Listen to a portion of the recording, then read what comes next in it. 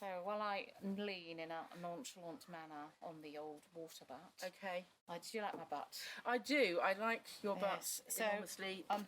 I'm liking what's growing here because there's clearly a little leak here. Yes. And Trust you to like that. I'd be like, no, I love it. Clean that off. No, I do love that. It's funny because I was 20 pretty about years that. a hands-on gardener. There's still a bit of me that cannot cope with. I talked earlier about chaos. Yeah, there is a bit of me that yeah. has to have a tidy garden, and that's a bit of me that wants to go around and mow the lawn and do the edging and do the weeding, and rather than chilling out about it because that's sort of ingrained in me. But yes, there's all these little fungi, mulgy, whatever those things are. You probably some sort of algae. Well, so there's what has happened in this situation is that all of this is dry. So there's not really much there. There's no condition conducive to life. And a tiny little leak here has, over time, created a condition conducive to life. And these things are growing. If you let that keep going for ages, other things would now. So these things, when they have done their thing, so it's just like how do we get soil? Well, from rock. Originally, there are things that will seed. You will have seen it in your garden. Yeah, and they break things it up. that just come out of tiny cracks, need very, very little soil or substrate to kind of grow themselves into. They'll germinate because there's just enough, like here, there's just enough water, it's just enough to kind of root into, and then those plants establish themselves, and then they die, and then what's left from that, their decomposition, is the beginning of soil, and now there's a little bit more there, so now a slightly bigger plant can get in there and grow. And it might actually be a plant that has roots strong enough to break that rock apart. So we've all seen daisies growing through concrete. Yes, I just think we've it's seen amazing. it. They will lift up patio slabs. Nature is amazing. Come up through tarmac. So grow on the surface of plastic grass. Never underestimate what plants are capable of doing. And you know, when you were talking about that kind of urge to tidy and you know, sort the edges and all this kind of thing. Yes. If you can, just go, it's all right. They know what they're doing. Just chill out a bit. They know what they're doing. It's teaching myself to chill out. And I think hopefully I've got a kind of compromise with the garden. Is I've got some structure within the garden and some shape, and the curvy borders help with that. So they let you have the structure, but you can then allow chaos to happen within that. And that's how I work with my garden designs. And if it's packed full of plants. But we were talking about water, and this is why I'm leaning on this delightful butt. Okay. And so as a designer, I work with mostly clients with small gardens. And I come from a retail background, and we used to use a term called sweat the space.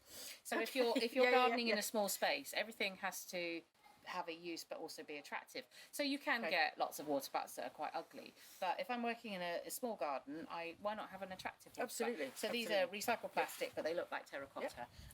So not only is it beautiful, but it's also practical, just like you and me. Well, indeed. Yes. And so a permaculture principle of design would be to stack your functions. Yes. So we're talking about exactly the same thing. We're using slightly different words, but it's the same idea. You stack your functions. So you have design elements or plants or functional pieces of kit that serve a number of, you stack your functions. So instead of having something beautiful over there, I'll have a bit of sculpture, and then I'll have a water butt, and then I'll put a pump in. So you've used gravity here. Yes, so talking of stacking the functions, I want to show you my invention.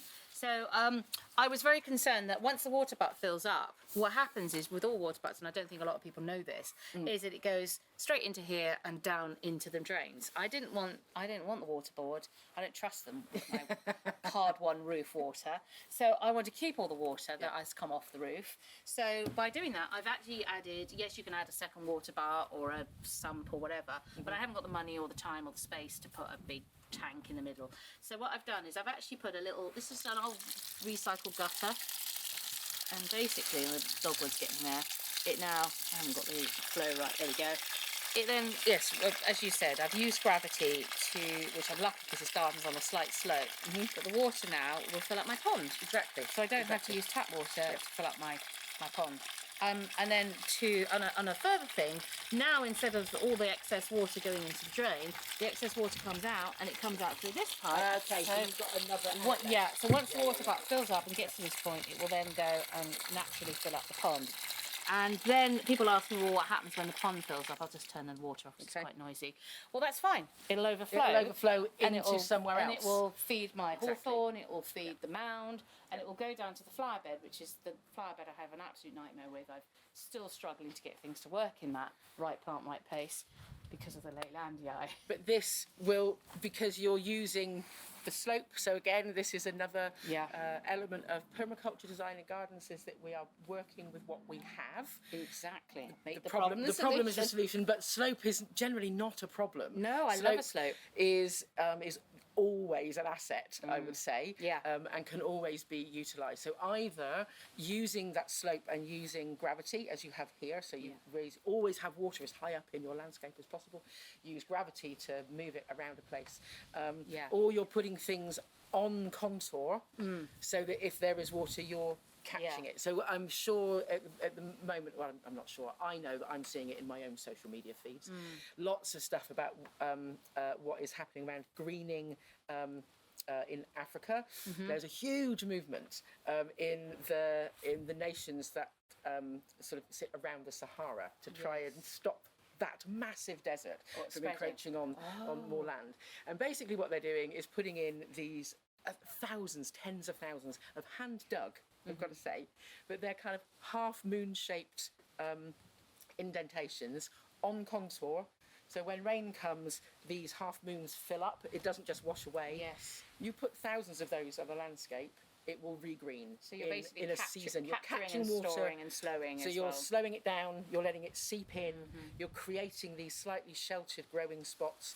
And what starts to grow in there are grasses and annuals. But just like our kind of little fungal things that are growing here, when a couple of seasons in, you're starting to see more perennial plants and more kind of shrubby growth, and it's transforming. I can't tell you how many thousands, probably millions of hectares of land, with really simple hand tools and catching water on contour. This isn't slow using it, dams or horrible things like that. This is just this is a natural way of doing it.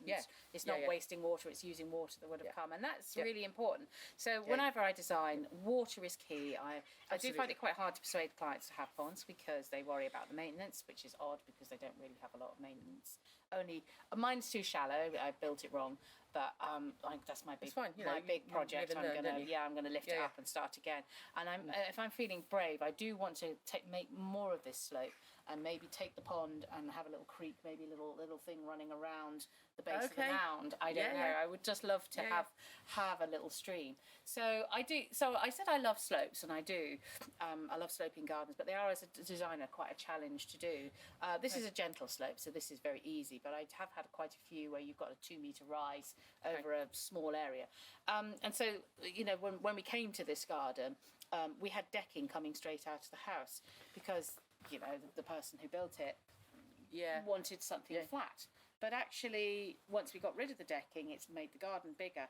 So a lot of landscapers' first instinct would be to terrace this. Let's put in a number of kind of flat which levels, makes it a really uncomfortable garden. It suddenly loses its flow. It becomes blocks, rectangular blocks.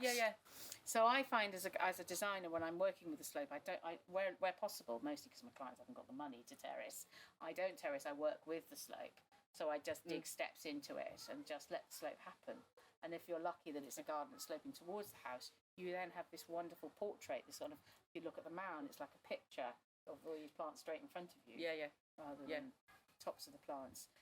And interestingly, where the water's running, have you noticed how much greener the grass is here? Not only, and also because the leaves are bigger. So again, it's the same plant, but in different circumstances. So let's go over and talk about grass in the next episode. So over where it's okay.